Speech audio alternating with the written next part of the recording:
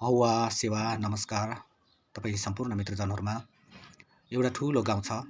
ठुलो गाउँभित्र सानसानो गाउँहरू छन्। ती सासाना गाउँहरूको नाम यहाँहरूले म सुनाउँछु। माङयुङटार, छमाङयुङ, पाखाबारी, दाङखा, ख्याछा, दलदल्या, नामकेसा, मटेरी, बिलिम्ला, भुरुटोला, लोकछुराङ, योयाङ, ताङवाहु, होपछपला, चामसुङमा, हर्खा, छेतम, चोङराङ, वाब्योङ, चुमाराङ, आसनन्द, डाँगी, मुक्सुङ्गा, वाच्योङमा, गोबाटार, दिलुङटार, हजार्या, खमार्या, वाखामचेङ, देलुखा, रुस्टेन, धाकमालुङ, कोलोहोङ, बोपार्या, मुलोटेन, मेनाटेन, हाटीकुरा, काञ्चिराङ, पाकवाला, बाखाबुगवा, योङाहाङ, यस्तै अरू पनि होला। यति हो मैले जानेको। र यो नामहरू मैले अहिले जति पनि भने यी नामहरू त्यहाँ स्थानीय मानिसहरूको भाषाबाट प्रभावित नाम हो। स्थानीय भाषाबाट प्रभावित नाम मैले भने। अब अहिले चाहिँ त्यहाँ खमार्या मैले भने, खमारे भनिन्छ अहिले। वाच्योङमा, चामसुङमाको मा हटारे चामसुङ, वाच्योङ मात्रै भनिने गरेको छ। माङयुङटारलाई मयुङटार भनेको पछिबाट सुनिन्थ्यो, अब अहिले मचुङटार भइसकेछ। यसरी नै जस्तो बोपार्याको र्या हट्यो, त्यो स्थानीय भाषाको प्रभावले गर्दा त्यसरी भएको हो। र पछिबाट यो जुन परिवर्तित नामहरू मैले अहिले फेरि भने, यो चाहिँ नेपाली भाषा, सम्पर्क भाषा जुन राष्ट्रिय भाषामा पनि मानिन्छ, यो भाषाबाट प्रभावित नामहरू फेरि खमारे, बोपारे भनेर। मुलो गाउँ भने मैले, मुलोटेन भने मैले अघि। मुलोटेन भनेको चाहिँ मुलो गाउँ हो। टेन भनेको गाउँ हो। मेनाटेन भनेको चाहिँ त्यो पनि मेना गाउँ भनेको हो। टेन भनेको चाहिँ गाउँ हो भनेर बुझ्नुपर्छ, त्यो स्थानीय भाषा हो।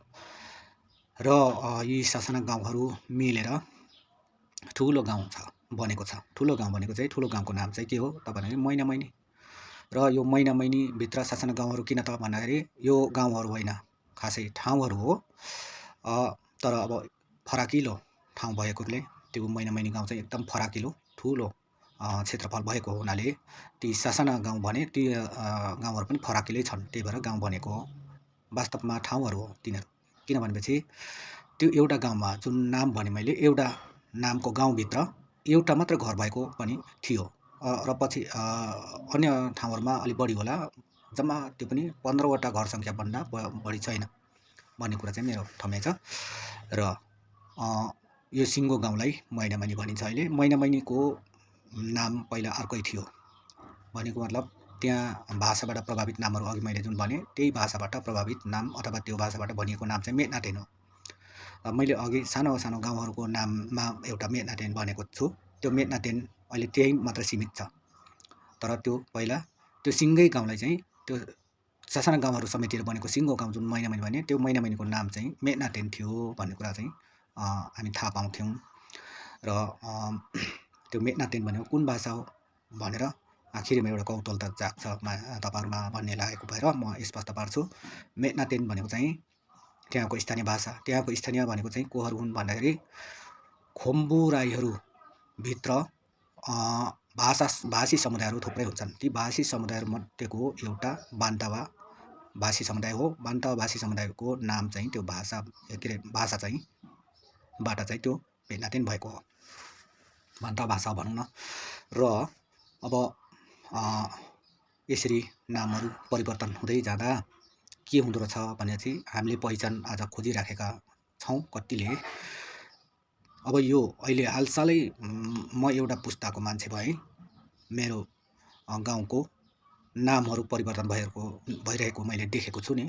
यसरी नै हामी कैयौँ वर्ष अगाडिबाट, कैयौँ पुस्ता अगाडिबाट हामी अहिले आज छौँ नि। त्यो हाम्रो पुस्ताहरूले भनेको कुरा, पहिलो पुस्ताहरूले भनेको कुरा त हामीले बिल्कुलै हामी बिर्सिसकेका रहेछौँ। किनकि एउटै पुस्तामा चाहिँ, एउटा पुस्ता पनि सुरुदेखि अन्तिमसम्ममा चाहिँ धेरै परिवर्तन हुँदो रहेछ भन्ने कुरा त हामी थाहा पाउने भयौँ। त्यसैले गर्दा नामहरू, संस्कार संस्कृतिहरू पनि हाम्रो धेरै परिवर्तन भएर आइसकेको रहेछ भन्ने कुरा अनुमान गर्न सक्छौँ। हामीले हाम्रो पहिचान सक्कली पहिचान खोज्दै जाँदा मुन्धुमहरूमा भेटिन्छ भन्ने कुराहरू पनि छन्।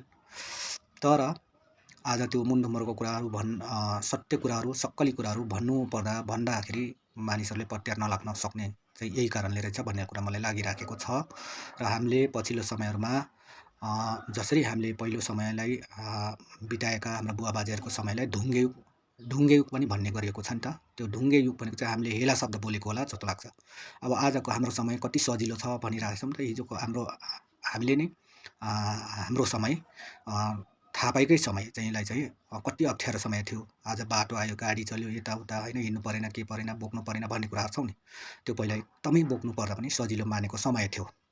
हिँड्नु पर्दा पनि अथवा बोक्नु पर्दा पनि, खन्नु जोत्नु पर्दा पनि त्यो समय साह्रै सजिलो समय मानिन्थ्यो। र आज त्यो समयलाई अप्ठ्यारो मानेर फेरि आजको समयलाई सजिलो मानेका छौँ। अब भोलिका समयहरू त्यस्तै आउनेछन् होला र आजको समयलाई सरापिनेछन् अथवा ढुङ्गे युगमा एउटा भाषा दिनेछौँ। हो, यसरी हाम्रो पहिचानलाई हामीले पहिचान गर्न नसक्ने अवस्थाहरू आउने रहेछ भन्ने कुरा छ। मलाई एउटा यस सन्दर्भसँगै जोड्न चाहेँ कि एउटा रामपुर बजार छ, त्यो जो कहिले थाहा हुने कुरो भयो। महेन्द्र राजमार्ग, के अरे मदन भण्डारी राजमार्ग, जो सप्तक सिउँदै इटहरीको पकलीमा के अरे कान्छी चोकमा जोडिन्छ। त्यो मदन भण्डारी राजमार्ग खुल्ने क्रममा पुलिसहरू लाउनु पर्यो र त्यो रामपुर नजिकैको एउटा खोला छ, त्यो खोलामा पनि पुल लगाइएको छ। त्यहाँनिर एउटा बोर्ड टाँगिएको छ सहजै रूपमा, जसले पनि हेर्न सकिन्छ, यशोदा खोला भनेर छ। त्यो खोलालाई हामीले जसुदा खोला भनिल्याएको हो र चिनिल्याएको हो त्यसरी। र आज पनि जसुदा खोला नै भन्छन् कतिले। अब त्यो खोलाको नाम जसुदा नै राख्दा चाहिँ के हुन्थ्यो त भन्ने मलाई चाहिँ लाग्छ। र दुनियाँलाई पनि त्यो त्यहाँका धेरैलाई पनि त्यसरी नै लागेको छ भन्ने कुरा मलाई थाहा छ। वास्तवमा पुराना कुराहरू अप्ठ्यारो मानिँदो रहेछ। अथवा त्यहाँ त अब अलग्गै समुदायहरू छन्, जो खुम्बु समुदायहरू, खुम्बु राई समुदायहरू छन् र तिनीहरूको भाषा अलग। त्यो भाषाबाट प्रभावित अथवा त्यो भाषाबाट निर्मित नाम हो त्यो जसुदा खोला। त्यो जसुदा खोलालाई यशोदा खोला किन बनायो त भन्दाखेरि अब पछिल्लो समयमा त्यहाँ त बस्तीहरू पनि थपिँदै गयो र विभिन्न समुदायका मानिसहरू आए र त्यो त्यति मात्र नभएर एउटा अर्थ मैले सुनेको छु, त्यो अर्थ लगाइएको कुरा यशोदा त्यहाँका भाषी समुदायहरूले बोल्न नजानेर जसुदा भनेको वास्तवमा यो यशोदा चाहिँ हो। र यशोदा भनेको चाहिँ केमा हुँदो रहेछ भनेको हिन्दू धर्म अन्तर्गतका किताबहरूमा, कथा कहानीहरूमा यशोदा भन्ने नाम चाहिँ आउँदो रहेछ। त्यो यशोदाको नामबाट यो खोलाको नाम भएको हो। तर त्यहाँको मानिसहरूले चाहिँ बोल्न नजाने, स्थानीय मानिसहरूले चाहिँ बोल्न नजानेको हो र जसुदा भनेको भन्ने खालको अर्थ लगाइएको भन्ने कुरा झलप सुनिन्छ। यो बडो दुःखको विषय जस्तो पनि लाग्छ। किनकि त्यहाँका स्थानीयको आज त त्यो व्यवस्था छ, ती लोकतन्त्र बनेको छ होइन। अब सबैको चाहिँ एउटा इच्छा व्यक्त गर्न चाहने, आफ्नो चाहिँ गुमेका, मासिएका, नासिएका इतिहासहरू खोज्न होइन, अनि जोगाउन पाइने भन्ने कुरा पनि छ। तर त्यो रहेन। त्यसले त झन् मासिने नासिने कुराहरूमा चाहिँ जोड दिनेमा रहेछ भन्ने कुरा बुझिन्छ। जे होस्, त्यो जसुदा खोला थियो। मैले धेरै कुरा भन्न नजाने पनि सामान्य बुझ्नै भयो होला, बुझ्नै हुन्छ होला यहाँ यो भिडियो सुन्नुहुने मित्रजनहरूले भन्ने कुरा मलाई लाग्छ। र यसैमा सन्तुष्टि पनि अब मान्नुपर्ने भयो, किनकि त्यो यशोदा भइसक्यो। यशोदा भनेरै धेरैले अब चिन्नेछन् भन्ने कुरा हो। र अब हामीले के बुझौँ भन्दाखेरि मैले भन्ने खोजेको कुरा, मेरो गाउँ त्यो मैनामैनी चाहिँ त्यत्रो ठुलो त्यति धेरै सासाना गाउँहरू समेटेर एउटा ठुलो गाउँ किन बन्यो त भन्दाखेरि त्यो एरिया क्षेत्रफल चाहिँ ठुलो भएकोले। जुन कि त्यो गाउँ एउटा गाउँ पञ्चायत, सिङ्गै गाउँ पञ्चायत थियो त्यो गाउँ पञ्चायत। अनि पछि चाहिँ गाविस भयो। फेरि अर्को पछि चाहिँ व्यवस्था नै चेन्ज भइसकेपछि चाहिँ के भयो त भन्दाखेरि नगरपालिकामा त्यो समेटियो। नगरपालिकाको बेलाका नगरपालिकाको वडा नम्बर 7 हो त्यो, जुन सिङ्गै गाउँ छ त्यो वडा नम्बर 7 मा पर्यो। एउटा वडा मात्रै हटाएर 9वटा वडाको गाविस थियो अथवा गाउँ पञ्चायत थियो। अब 9वटा वडामा 8वटा वडा चाहिँ त्यो मैनामैनीभित्र पर्छ। र मैनामैनी नाम चाहिँ मैना रानी ठानी भन्ने एउटा त्यहाँ ठुलो आस्थाको केन्द्र छ। त्यो मैना रानीको नामबाट चाहिँ मैनामैनी भनिएको हो भन्ने कुरा छ।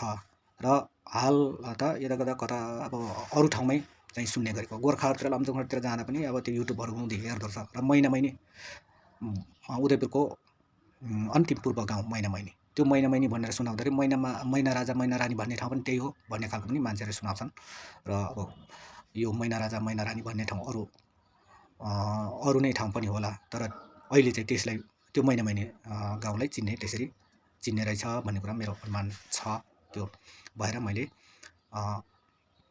यति कुरा भने। अब मैले जानी नजानी के भने हजुरहरूलाई सुम्पेँ, अब बुझ्नुहोला।